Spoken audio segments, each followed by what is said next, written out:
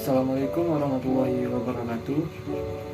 Perkenalkan, nama saya Karisman Ramadan. Di sini saya akan menjelaskan tentang materi Al-Islam 2. Baiklah, yang pertama itu adalah ibadah. Ibadah itu merupakan bentuk dasar masdar yang berarti ketaatan, ketundukan, serta kerendahan diri kepada Sang Pencipta. Ditinjau sebagai ibadah, ini terdapat dibagi menjadi dua, yaitu ibadah ghairu mahdo dan ibadah mahdo. Ibadah ghairu mahdo merupakan ibadah yang ketetapannya telah ditentukan oleh Allah SWT. Sedangkan ibadah mahdo, ini ibadah yang bersifat baik yang diniatkan untuk Allah SWT. Fungsi ibadah dalam kehidupan manusia antara lain seperti mewujudkan hubungan antara hamba dengan Tuhannya, mendidik solidaritas dengan sesama manusia lainnya, melatih disiplin dan mendekatkan diri pada Allah SWT.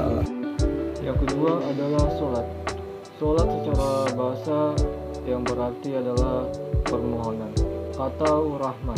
Secara terminologis berarti yang di dalamnya mengandung ucapan dan perbuatan yang diawali dengan takbir sampai dengan akhir, yaitu salam. Beberapa dalil yang menjelaskan tentang kewajiban sholat lima waktu sebagai berikut. Pertama, Quran Surah An-Nisa ayat 103. Yang kedua, Quran Surah Al-Baqarah ayat 3. Yang ketiga, Quran Surah Toha ayat 14. Seperti beberapa hadis seperti hadis Al-Bukhari ayat 8 dan 1395, serta hadis riwayat Muslim nomor 113 dan 121. Tujuan ibadah sholat adalah untuk mengingat Allah SWT dan mencegah perbuatan yang dilarangnya. Dan selanjutnya adalah puasa. Ibadah puasa adalah menahan diri dari haus, lapar, serta hawa nafsu.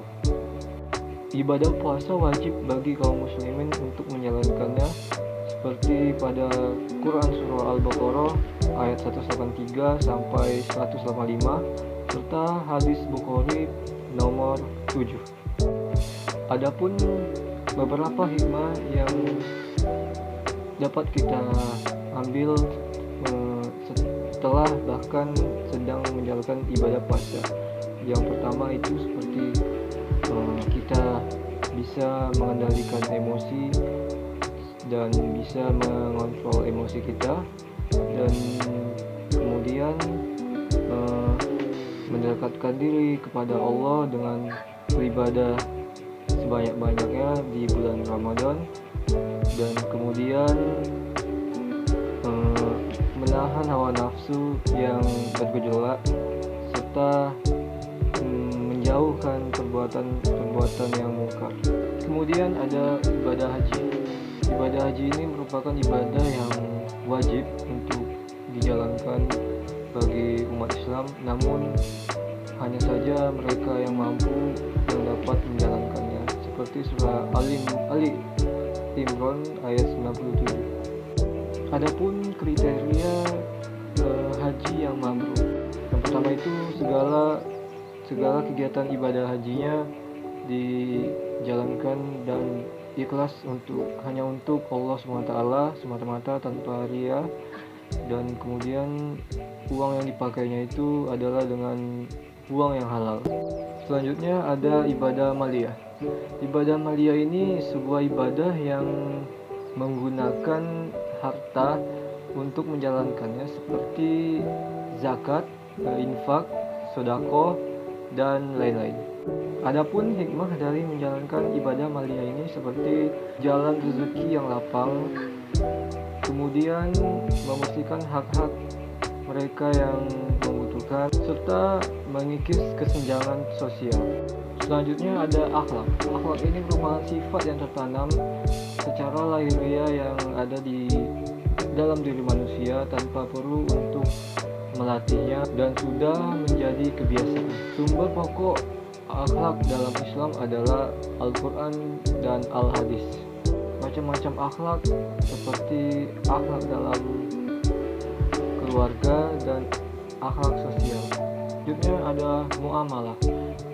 Muamalah di sini terbagi menjadi dua pengertian, yaitu muamalah secara luas, yaitu peraturan Allah yang mengatur urusan sosial manusia yang ada di duniawi, dan kemudian muamalah pengertian secara sempit, yaitu berarti peraturan Allah yang mengatur tentang perekonomian manusia.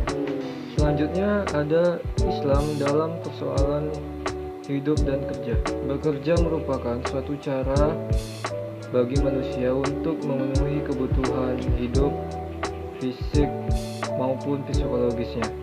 Kerja dalam kehidupan dapat dimaknai sebagai berikut.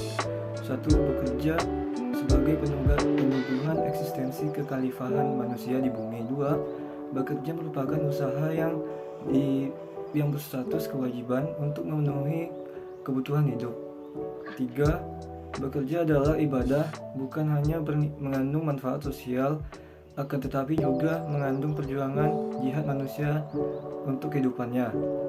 Akan tetapi, dalam bekerja juga ada pedoman-pedoman yang harus ditaati, seperti dalam Islam.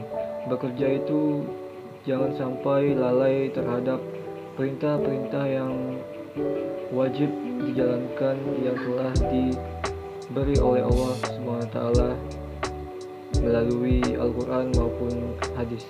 Islam pun menganjur setiap manusia dan kaum muslimin untuk bekerja dan tidak bermalas-malasan. Kemudian manusia dan kita sebagai kaum muslimin harus bekerja sesuai syariat Islam, yaitu bekerja dengan jujur, baik, dan tidak berlebihan. Maksud berlebihan di sini sampai lupa waktu sehingga melalaikan sholat dan kewajiban ibadah lainnya. Dan yang terakhir, bagaimana Islam dalam masalah harta dan jabatan. Yang kita ketahui, harta adalah titipan yang diberikan oleh Allah SWT kepada kita di duniawi. Hal itu tergantung bagaimana kita menggunakannya dengan baik atau dengan buruk. Sikap terhadap harta dan jabatan bagi seorang mukmin adalah menjaga diri dari harta yang dimiliki dan yakini sebagai karunia yang diberikan Allah sebagai ujian bagi manusia untuk mengujinya apakah ia menjadi hamba yang bersyukur atau hamba yang kufur. Kewajiban mencari harta dalam Islam didasarkan pada surah Al-Jumu'ah ayat 10 dan Al-Qasas ayat 77 dengan tujuan untuk memenuhi kebutuhan hidup duniawi, juga diorientasikan untuk menjaga keperluan akhirat. Hakikat harta dan jabatan adalah merupakan amanah dan karunia Allah. Oleh karenanya, harta wajib dijaga dan dijalankan atau dipelihara serta dilaksanakan sesuai kehendak yang memberi amanah, yakni Allah SWT. Allah memberi kita harta duniawi untuk sebagaimana kita melakukannya dengan baik, serta jika menggunakannya dengan buruk maka akan ada balasannya oleh Allah SWT, yaitu dengan menariknya kembali. Dan begitu pun pula jabatan yang ada di dunia ini hanyalah sekedar jabatan biasa di mata Allah SWT, dan itu kodratnya rendah sekali di hadapan Allah. Jadi kita sebagai manusia tidak boleh sombong. Dalam Islam, jabatan mestilah digunakan sebaik-baiknya dalam hal politik ataupun yang lain. Menyalahgunakan jabatan itu sangatlah hal yang dilarang oleh Allah SWT, karena kita manusia harus bersikap adil dan baik sesama manusia. Baiklah, hanya itu yang bisa saya sampaikan dan saya kemukakan pada materi 1 hingga akhir ini. Jika ada yang kurang dan salah mohon dimaafkan. Wabillahi taufiq wal hidayah. Wassalamualaikum warahmatullahi wabarakatuh.